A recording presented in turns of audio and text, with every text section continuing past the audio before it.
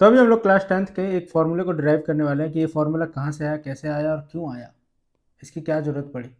ठीक है, तो इसके लिए हम लोग पहले समझते हैं कि ये फॉर्मूला के बिना भी कैसे बनाया जा सकता है। जैसे इस टाइप के इक्वेशन है, इसको मिडिल टर्म स्प्लिट करके किया जाता है, लेकिन ये दो इक्वेशन है जिसको नहीं किया जा सकता। ऐसे बहुत सारे इक्वेशन है जिसको नहीं किया जा सकता, उसको हम लोग फॉर्मूला मेथड से करते हैं। अब क्यों करते हैं ये तो पता चल गया। अब ये फॉर्मूला कहाँ से आया, कैसे आया, उसको हम लोग अभी समझने वाले हैं। तो सबसे पहले क्वाड्रेटिक इक्वेशन लिखा हुआ है, उसको एज इट इज़ मैं फिर से लिख ले रहा हूँ। A x square plus b x plus c is equal to zero. अब ध्यान से देखते जाना कैसे मैं क्या क्या करने वाला हूँ।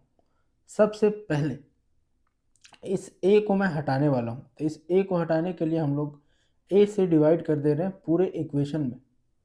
ए से डिवाइड जैसे ही होता है वैसे ही ए से ए कैंसिल हो जाता है, और ए से जीरो को कुछ भी डिवाइड करो वापस से जीरो ही हो जाता है।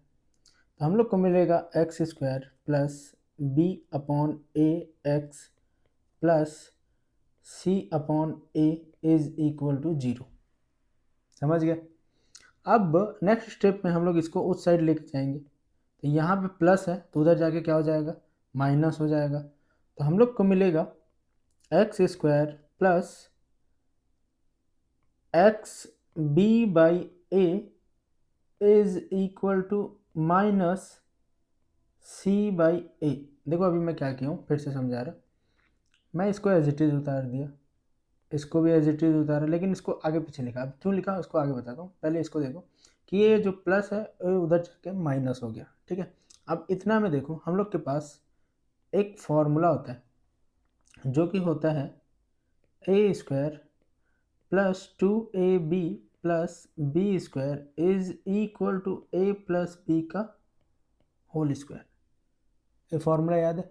अगर ये फॉर्मूला याद है जो कि 6, 7, 8, 9 में पढ़ते हुए आए हो, तो फिर इसको समझना बहुत इजी हो जाएगा।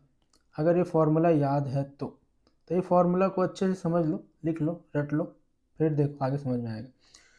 तो अब हम लोग देखो क्या करने वाले हैं। इसमें हम लोग अगर मैं 2 का मल्टीप्लाई कर दूं और ऊपर नीचे, तो हम लोग को यहाँ पे मिल जाएगा, पहला वाला हो जाएगा ए स्क्वायर, दूसरा वाला हो जाएगा 2, फिर ए की वैल्यू तो x है, और ये जो बचा हुआ है वो b की वैल्यू हो जाएगा।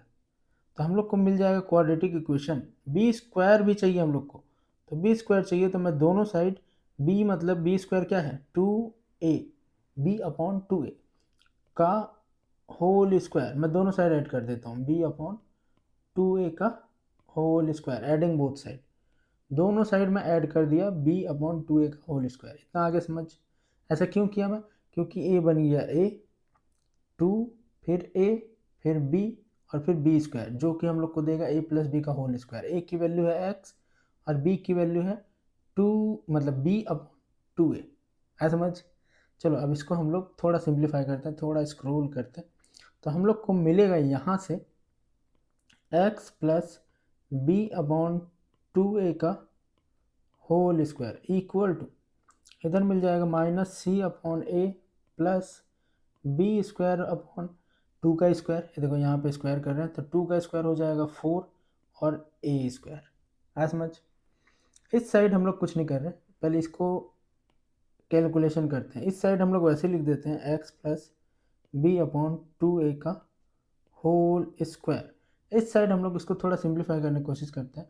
अगर मैं a और 4a का एलसीएम लूँ, एलसीएम मतलब होता है कि उन दोनों के टेबल में आने वाला नंबर, तो मिले हम लोग को मिलेगा 4a स्क्वायर, क्योंकि a इसमें पहले से है। तो इस a से मैं इस 4a को डिवाइड करूँ तो हम लोग को आ जाएगा 4a, और उस 4a को ऊपर वाले नंबर से न्यूमरेटर से मल्टीप्लाई करना होता है। ये फ्रैक्शन का रूल है, जब भी कुछ नंबर को ऐड करना होता तो हम लोग को मिल जाएगा माइनस 4ac, और प्लस में है बी स्क्वायर, क्योंकि अगर मैं 4a स्क्वायर से 4a स्क्वायर को डिवाइड करूँगा तो 1 आएगा, और उस 1 को हम लोग बी स्क्वायर से मल्टीप्लाई करेंगे तो वापस से b आ जाएगा। तो ये हम लोग को मिल गया, कैलकुलेशन कर लिए। तुम लोग चाहो तो ऐसे क्रॉस मल्टीप्लाई भी कर सकते हो, वो तरीका भी काम करता है, लेकिन मैं थोड़ा बेसिक पे चलता हूँ। तो यहाँ पे हम लोग को मिल गया। अब हम लोग इसमें क्या करने वाले हैं कि इसको थोड़ा अरेंज करते हैं। एक्स प्लस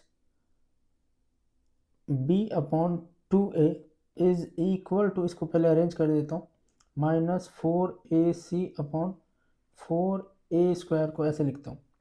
मैं प्लस वाले को मतलब माइनस वाले को इधर और प्लस वाले को इधर लिख दिया हूँ, ठीक है। अब मैं जो स्क्वायर है ना उसको इस साइड ट्रांसफ़र करूँगा तो स्क्वायर उधर जाके क्या हो जाता है, रूट में कन्वर्ट हो जाता है, तो यहाँ से हम लोग को अंडर रूट मिल जाएगा, ऐसा समझ। अब इसको थोड़ा और अरेंज करते हैं तो हम लोग को मिल जाएगा x plus b upon 2a is equal to under root b square minus 4ac। लग रहा है फॉर्मूला धीरे धीरे आ रहा है थोड़ा। नीचे में हम लोग को 4 का रूट होता है 2 और a स्क्वायर का a, तो 2a मिल गया। अगर मैं इस टर्म को उधर ट्रांसफ़र करूं तो हम लोग का बेस देख रहे हो दोनों का सेम है, इधर भी 2 है इधर भी 2a है, तो ऊपर का ये वैल्यू बस उसमें जाके जुड़ जाएगा। तो x इज इक्वल टू, इधर प्लस है तो उधर जाके माइनस b, उसके बाद रूट के बाहर हम लोग लिखते हैं प्लस माइनस, यहाँ भी चाहो तो लिख सकते हो plus minus b square minus 4ac upon में 2a। तो ये हम लोग का फॉर्मूला बन गया। थोड़ा मतलब ऐसे थोड़ा कॉम्प्लिकेटेड तरीके से है, तो थोड़ा नहीं समझ में आया तो एक बार फिर से रिवाइज करके देख लो वीडियो। बाय।